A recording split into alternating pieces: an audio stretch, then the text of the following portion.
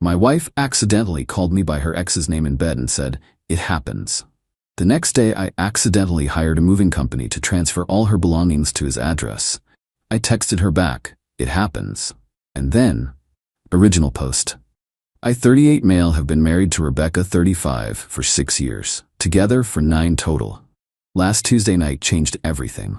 We were being intimate, won't go into details, but it was one of those rare nights with both kids at sleepovers. Things were getting heated when she moaned, "Oh, Trevor."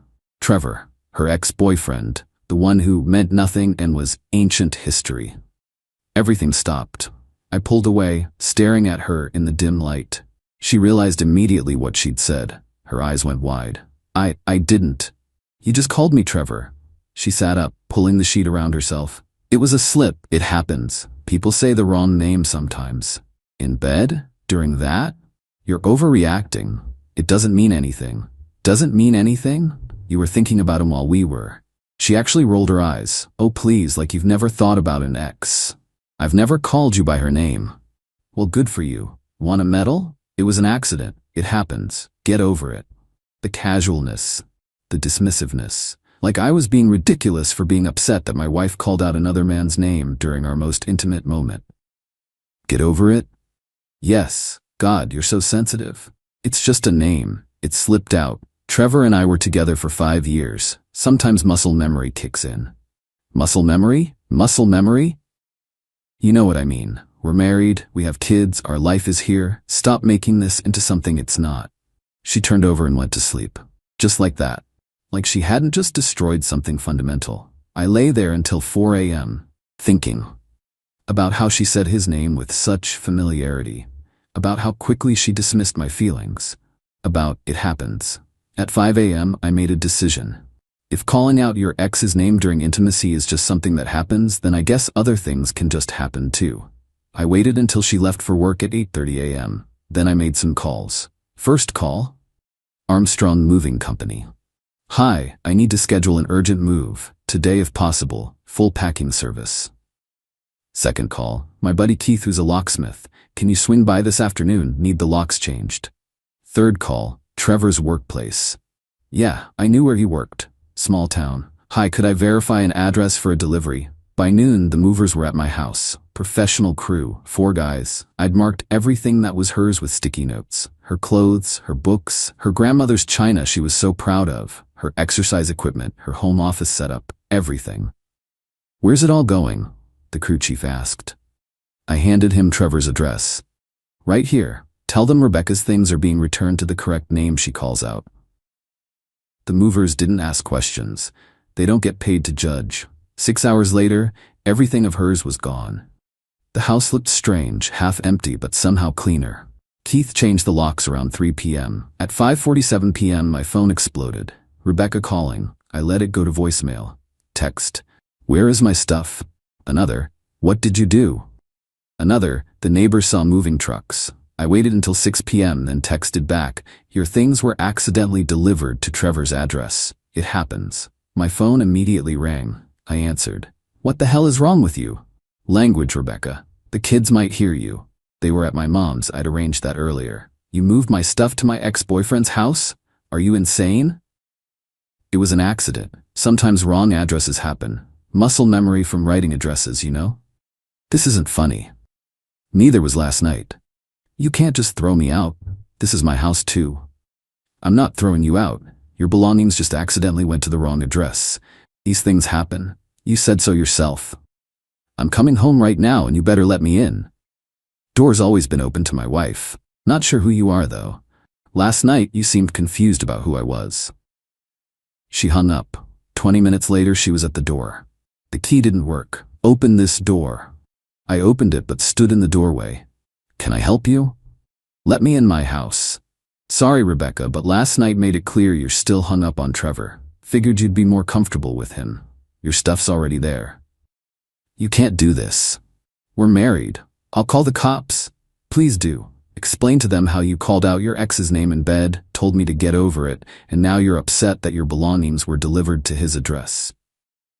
Her face went from red to white. "You're seriously ending our marriage over a name?" "No. I'm ending it over your complete dismissal of my feelings and your apparent ongoing attraction to your ex. The name was just how I found out. I want my children. They're at my mother's. You can see them tomorrow. We'll work out custody through lawyers. You planned this. This is illegal. It's theft. I have receipts from the moving company showing everything was delivered safely, nothing was stolen, just relocated. She stood there, mouth opening and closing like a fish. Update 1. It's been 3 days since the accidental move. The drama has escalated exactly as expected. First, Trevor. Poor, confused Trevor. He came home from work to find Rebecca's entire life piled on his lawn. She'd apparently never told him she was married. He thought she was single when she reached out as friends 6 months ago. Oh yeah, that's the thing. They've been texting. For months. Just catching up, she said when she finally admitted it. Trevor called me the next morning. Dude, what is happening? Why is Rebecca's stuff at my house? Why is she crying on my couch saying you kicked her out? Ask her why she called me by your name in bed. Long pause. What? Yeah. So since she clearly can't tell us apart, figured her stuff should be with the right guy. Man, I have a girlfriend. I don't want this drama. Then maybe don't text married women.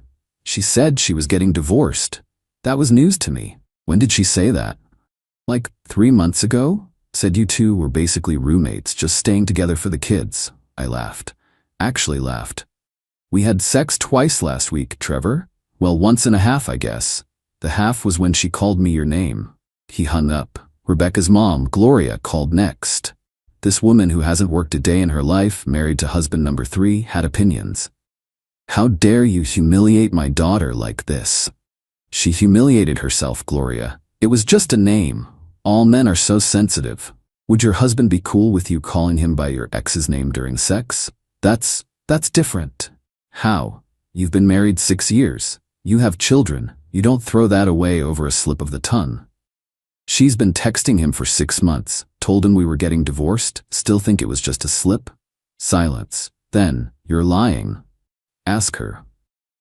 Rebecca showed up again that evening with her sister Mallory and brother-in-law Dennis. They tried to physically push past me into the house. This is assault, Mallory screamed. Dennis, call 911. Dennis looked uncomfortable. We're the ones trying to force entry into his house. It's her house too. I held up my phone, recording. Please, keep trying to force your way in. This will look great in court. They backed off. Rebecca was fake crying. I know her real cry versus her manipulation cry. This was Oscar-worthy manipulation crying. Where are our children? You can't keep them from me. They're at school right now, like every weekday. You can pick them up at 3:30 like normal. I've already told the school you'll be getting them today. That stopped the fake tears. Where would I take them? Your mom's? Trevor's? That hotel you're apparently staying at? I can't afford a hotel forever. Then I guess you better figure something out. Maybe Trevor can help. You two seem close. Mallory jumped in. This is financial abuse. No, this is consequence. She has a job. She has family. She has Trevor. She'll be fine. What about the kids? You're traumatizing them. I told them mommy needs some space to figure some things out. They're okay. More concerned about whether they can still have pizza Friday. Dennis finally spoke up. Look, man, I get you're hurt, but don't you think the moving truck thing was a bit much? Dennis, if Mallory called you by her ex's name during sex, then told you to get over it, what would you do? He looked at Mallory, then at Rebecca, then back at me. Yeah, okay, I see your point. Dennis, Mallory shrieked. What? I'm just saying I understand why he's upset. They left after more threats about lawyers and custody and how I'd regret this. That night, I got a text from an unknown number. It was a photo of Rebecca crying with the caption, "Look what you did to her. Happy now?" I responded, "She looks about as happy as I did when she moaned another man's name. Guess we're even." Update 2. Day 5 post-move. Rebecca's entitlement has reached spectacular levels. She tried to access our bank account. Fortunately, I'd already separated my direct deposit into my own account that morning after the incident. She could access the joint account, all $73 left in it. I'd been meaning to close that anyway. She called me screaming, "You stole our money." I redirected my paycheck to my account. Your paycheck still goes wherever you direct it. I need money for a lawyer. Better start saving then. You planned this. You were waiting for an excuse. No, Rebecca, I was waiting for my wife to not call me by another man's name during sex. Apparently that was too much to ask. She tried another angle, posted on social media about how I made her homeless over a simple mistake and took everything from her. The comments were interesting. Her friends initially rallied to support her, but then someone asked, what was the mistake? She wouldn't answer. So I did. From my account, the mistake was calling me Trevor during intimacy. Trevor is her ex who she's been secretly texting for 6 months. The comment section exploded. Suddenly, her support system got real quiet. Her friend Nicole actually messaged me privately. Is that really what happened? Yes. OMG. She told us you were controlling and jealous for no reason. No reason except her ongoing emotional affair with her ex. Nicole sent me screenshots.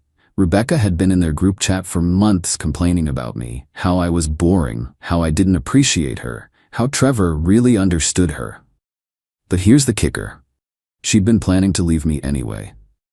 After our youngest started school full-time next year, she wanted to wait until then so she could claim she'd been a stay-at-home mom and get better alimony. The messages were dated 2 months ago. I forwarded everything to my lawyer. Then came the custody exchange. She picked up the kids from school as agreed. 2 hours later, my 7-year-old called me crying. Daddy, why is all of Mommy's stuff at some man's house? What do you mean, buddy? Mommy took us to this house and there were boxes everywhere, and she was yelling at some man and his girlfriend was yelling too, and I'm scared. She took our kids to Trevor's house. To Trevor's house. I drove over immediately. Sure enough, chaos. Rebecca screaming at Trevor's girlfriend, Katie, who was throwing Rebecca's boxes onto the lawn. Get your crap out of my boyfriend's house, you psycho. He invited me over. We have history. Yeah, ancient history. You're married, with kids. My kids were in Rebecca's car, crying. I walked up calmly. Kids, come with Dad. You can't take them, Rebecca screamed. It's my custody time. You brought them to a domestic dispute. You exposed them to adult conflict. That's a violation of basic parenting standards. Katie chimed in. Take those kids. This woman is insane. She showed up here saying Trevor promised to help her.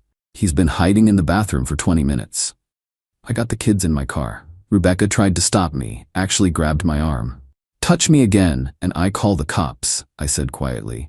You've already traumatized them enough today. She let go.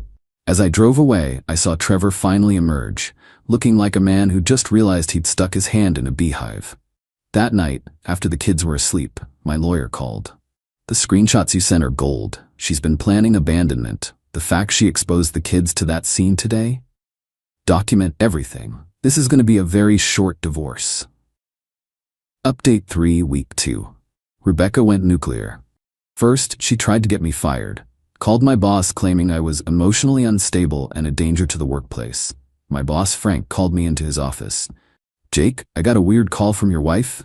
Soon-to-be ex-wife. She says you're having some kind of breakdown? I showed him the texts, the screenshots, the whole story. Frank, who's been divorced twice, just shook his head. Brother, I've been there. Take whatever time you need, and if she calls again, I'm recording it for harassment. Then she tried the church angle. We attended First Methodist downtown. She told Pastor Williams I was having an affair and had abandoned my family. Pastor Williams called me from my side. I explained everything, including showing him her texts with Trevor from before our incident. His response, Jacob, I've counseled many couples. What she did was a betrayal. You're responding with boundaries. That's healthy. Sunday came. She showed up at church in a dress cut down to there and up to here, sitting in the front row, making a show of praying dramatically, dabbing at her eyes with tissues. I sat in my usual spot with the kids. Calm. Normal. After service, she made a scene in the parking lot.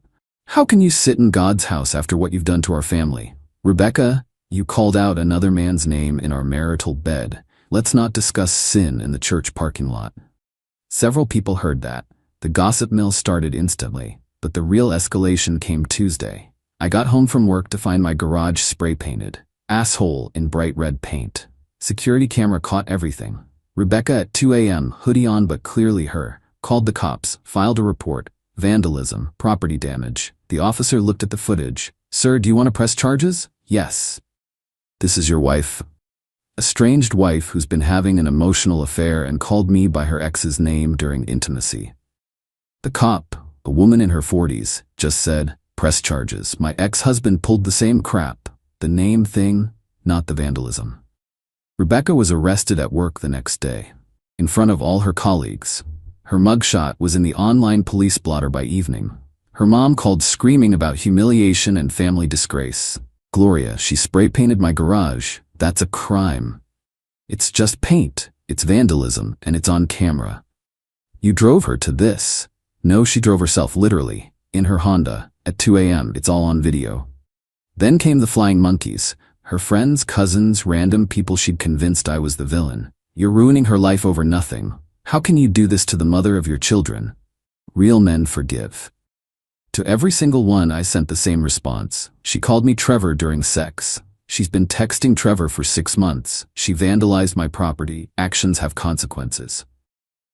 Most shut up after that. The ones who didn't got blocked. Meanwhile, Trevor completely ghosted Rebecca, changed his number. His girlfriend Katie reached out to me on social media. "Hey, just wanted you to know Trevor and I are moving. He wants nothing to do with this drama. He asked me to tell you he's sorry for his part in it, but he genuinely thought she was already divorced. Also, we're still finding her stuff. I've donated most of it to Goodwill." Rebecca's stuff, donated to Goodwill, including her precious grandmother's china. When Rebecca found out, she had a complete meltdown. Called me sobbing, real tears this time. "Her china! My grandmother's china. It's gone. This is your fault. You should have thought about that before you started texting your ex and calling out his name in bed. It was worth thousands. Then maybe you should have valued our marriage worth thousands too.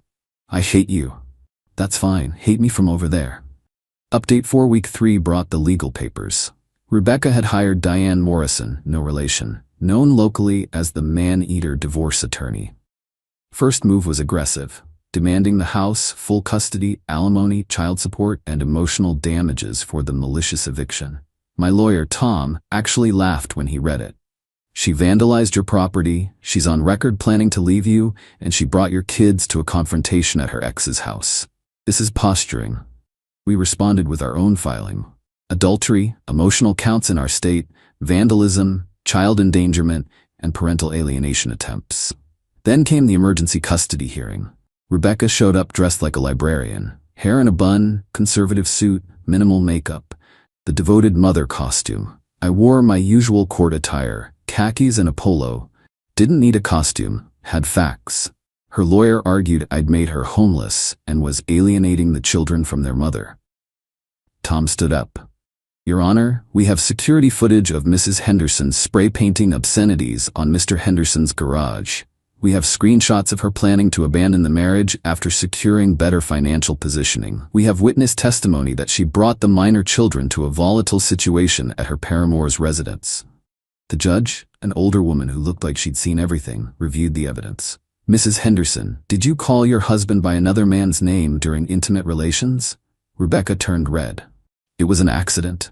"Did you tell him to, quote, get over it?" Yes, but did you vandalize his property?" "I was emotional." "Did you take your children to your ex-boyfriend's home where an altercation occurred?" "I didn't know his girlfriend would be there." The judge looked at her over her glasses.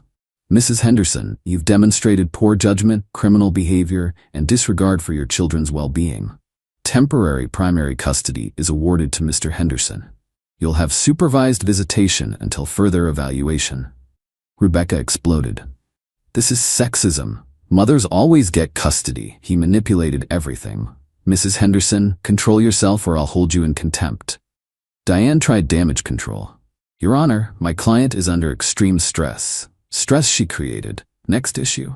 The house, mine. Premarital asset, inherited from my grandfather. Alimony, denied. She has employment and education. Child support, she'll be paying me." Rebecca stormed out, Diane following, heels clicking on the marble floor. In the parking lot, Rebecca confronted me. "You've turned my kids against me." "No, you did that when you took them to Trevor's house and let them watch you scream at his girlfriend. This isn't over." "Actually, it pretty much is." That night, I made the kids their favorite dinner, tacos. My youngest asked, "Why doesn't Mommy live here anymore?" Sometimes adults make choices that change things, buddy. Did she choose Trevor?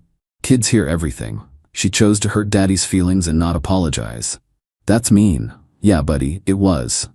My oldest, 9, looked at me seriously. Dad, are you sad? Sometimes, but I'm okay. Good, because Mom seems really sad, like all the time now. From the mouths of babes. Update 5, month 2. The divorce was almost final when Rebecca made her last desperate play. She showed up at my door at 11 p.m. on a Friday. Not drunk, but different. Hair done, makeup perfect, wearing the dress I'd bought her for our 5th anniversary. We need to talk. No, we don't. Please, 5 minutes, I deserve that. You deserve nothing, but fine. 5 minutes, on the porch. She sat on the swing we'd installed together our first summer in the house. I miss you. You miss the stability. No, I miss you. Us, our family. The family you were planning to leave? I was confused. Trevor was saying things, making me think things. Trevor made you moan his name? She flinched. Can we get past that? Rebecca, you moaned another man's name during the most intimate moment two people can share, then told me to get over it like I was being ridiculous. There's no getting past that. People make mistakes. Calling me Trevor wasn't the mistake. The mistake was the 6 months of texting him. The mistake was telling him we were getting divorced when we weren't. The mistake was planning to leave me, but waiting until you could get better alimony. How do you? Your friend Nicole sent me the screenshots. Your whole plan. Wait until the kids were both in school full-time. Claim you sacrificed your career. Take me for everything. She went pale. Nicole? That traitoress. She's not a traitor. She just has a conscience. I was venting. I didn't mean it. You meant it enough to text Trevor for 6 months.